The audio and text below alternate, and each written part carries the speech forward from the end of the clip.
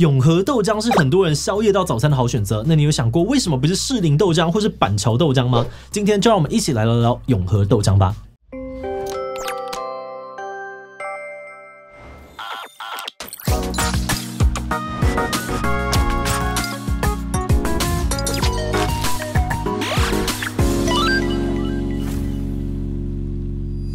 嗨，Hello， 大家好，我是志祺。上次我们做了一集讨论台湾早餐为何这么美哦，有些观众留言敲碗说也想要知道永和豆浆的故事。在台湾，永和豆浆是中式早餐的代名词，除了豆浆啊，它会卖烧饼、油条、馒头、饭团等等餐点，而且不只是早餐哦，它也是很多人深夜暖胃的好选择。第一间开始24小时营业的永和豆浆，比 7-Eleven 还早了整整8年。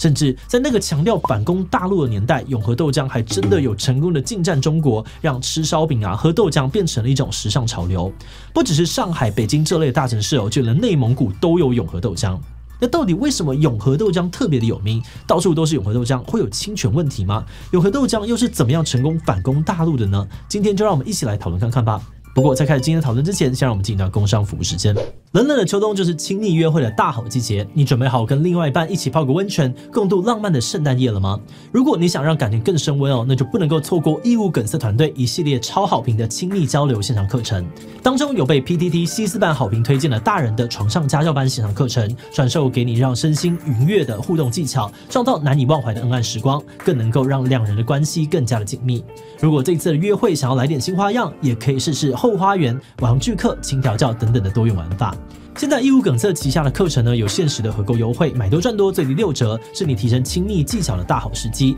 详细的课程内容与优惠的资讯，请点击资讯栏的连结。趁火热约会来临之前，赶快把你的恩爱招数准备好吧。到底谁才是永和豆浆创始店哦？这件事情已经不可考，但为什么是永和豆浆特别有名？我们有查到一些资料可以分享。在1950年代，当时有很多外省的老兵跟着国民党政府来到台湾。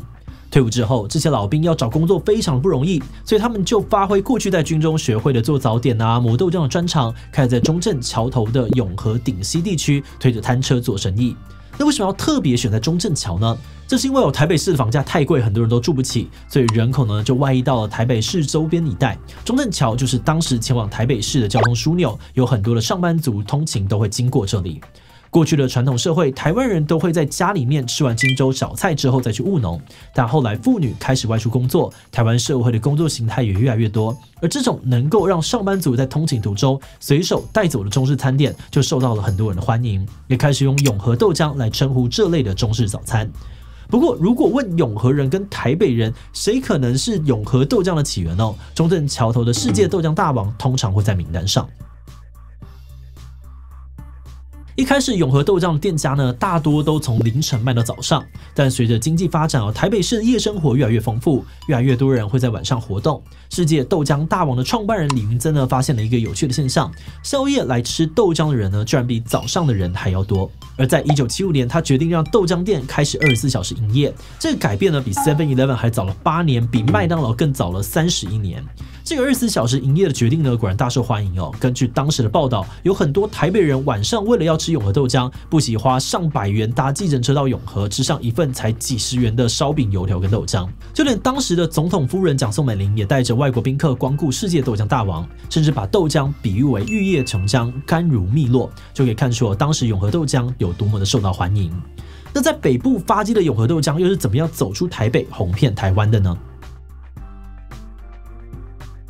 根据我们查到的资料呢，永和豆浆遍布全台可能有2个主要的原因。第一个常见的说法是，当年新建中正桥的工人们呢，他们工作完回乡之后，太过怀念永和豆浆的滋味，就在自己的家乡创业，卖起了永和豆浆。但是真正让永和豆浆在全台爆红的，可能跟中华少棒有关。1969年的8月呢，台中市的金龙少棒队第一次参加在美国举办的世界少棒锦标赛，就一举夺冠哦。这一战呢，点燃了全台湾对于棒球的激情，全台开始疯棒球。而当时电视还不普及，很多民众呢都会到有电视的邻居家中一起看转播球赛。因为时差的关系哦，看完比赛呢，通常也都已经到半夜了，这个时候肚子也饿了。一群人呢就再去永和豆浆店吃宵夜聊棒球，而这个喝豆浆配棒球的流行就慢慢的在全台传开，也让永和豆浆一家一家的开。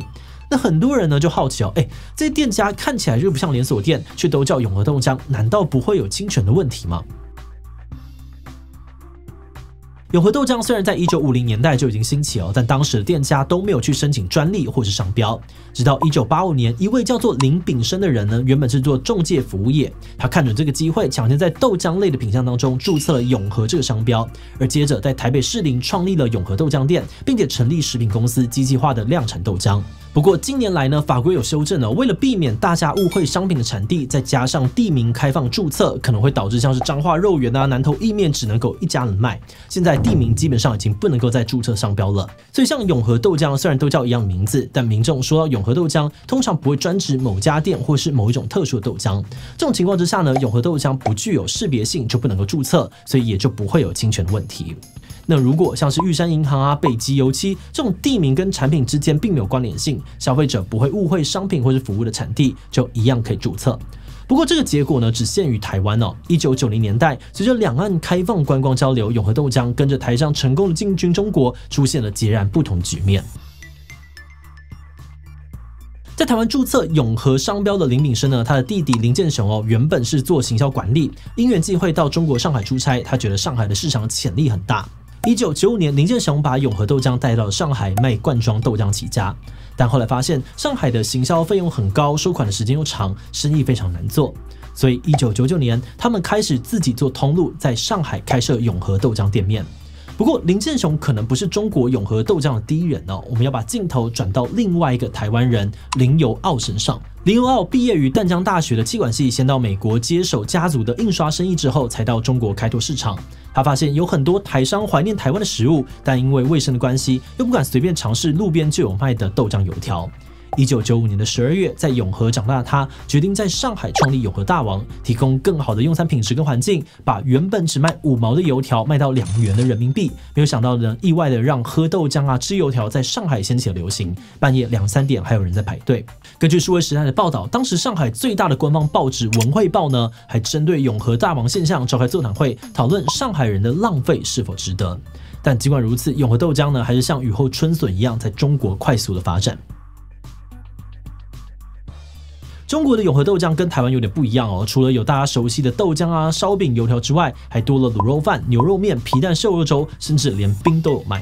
永和豆浆提供方便干净的中式快餐，在卖炸鸡薯条的西式快餐以及中式餐馆之间做出了区隔，迅速的在中国崛起。而除了刚刚说到的永和豆浆跟永和大王，也开始出现同音字的永和豆浆，或是各种排列组合，像是永和大王豆浆、永和豆浆世界、百年永和豆浆、福妈妈永和豆浆等等不止从上海北京、深圳这些大城市，就连内蒙古都能够看到永和豆浆的踪迹。但是在中国，永和豆浆可不能乱用。一开始林建雄呢就已经注册了永和豆浆的商标，而且它在中国不算是地区美食，因此呢，所有名字跟永和豆浆相关的店家都有侵权的疑虑。再加上曾经发生过山寨店用手搅拌豆浆的新闻，影响到了永和豆浆的商誉。这些年来呢，林建雄一直都很积极的捍卫中国永和豆浆的商标，不只是跟同期的永和大王吵个没完，还跟其他名字还有永和豆浆的店家打了超过上百场的官司。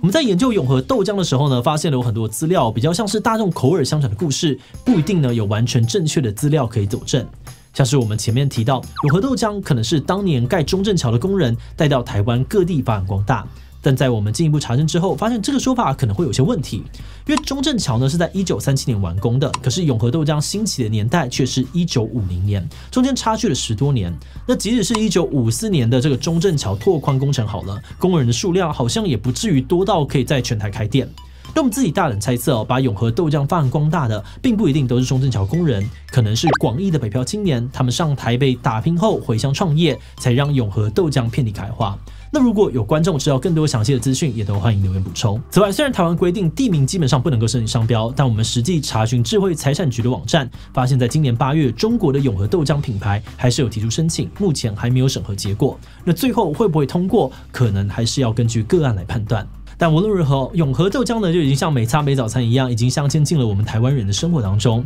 而每个人对于永和豆浆该长怎么样，都有一套自己的标准。有可能认为好的永和豆浆呢要有烧饼、油条来搭配，也可能有人觉得冒着蒸汽出炉的馒头小笼汤包才是永和豆浆的标配。也可能有人会说，现煎的蛋饼、煎饺搭配这个葱花、辣椒、酱油才最对味。甚至还有人认为卖什么根本不重要，深夜一定要开才是最熟悉的永和豆浆。那最后我们也想来问大家，你认为好的永和豆浆一定要卖什么餐点呢？我经典派啊，最喜欢会掉芝麻的烧饼，还一定要尬油条，并最喜欢什么都能够包的饭团呢。每次打开这个保利龙箱呢，都很期待。C 会卖咸豆浆加蛋的永豆呢，才是真永豆。D 吃什么都无所谓哦，但我很喜欢深夜肚子饿有个地方能够暖胃的陪伴感。以其他留言分享你的想法吧。最后，如果你喜欢今天的影片，欢迎分享出去，让更多人知道永和豆浆。此外呢，也可以点击这个地方看美而美以及台湾早餐。那么今天的这一期就到这边告一段落，我们就明晚再见喽。MOD 加速方案2.0，双11加倍优惠，影剧赛事加高速网络双重享受。MOD 加光世代，每月最低899元，搭配双向500M，每月也只要1199元哦。双11快闪加码，最高送哈密 Point 2700点。MOD 加速方案，空前最大加码，快来申请！